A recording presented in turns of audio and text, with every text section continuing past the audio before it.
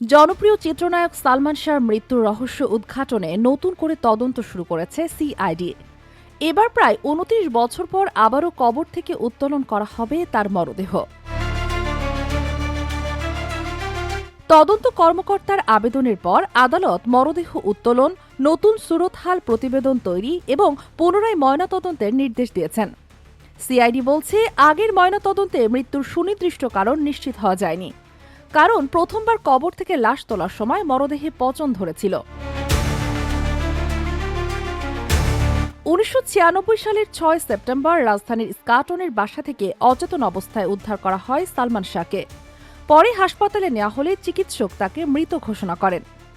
তৎকালীন তদন্তে ঘটনাটি আত্মহত্যা বলা হলেও পরিবার শুরু থেকেই হত্যার অভিযোগ করে আসছে। সম্প্রতি আদালত পুরনো অপমৃত্যুর মামলাকে হত্যা মামলা হিসাবে গ্রহণ করে। এরপর নতুন করে তদন্ত শুরু হয়। এই মামলায় সালমান শাহর স্ত্রী সামিরা হক সহ একাধিক ব্যক্তিকে আসামি করা হয়েছে। তদন্ত সংশ্লিষ্টদের আশা, নতুন ময়নাতদন্তে বহুদিনের রহস্যের গুরুত্বপূর্ণ সূত্র মিলতে পারে। Sheikh Masuma, news desk, daily our Bangladesh.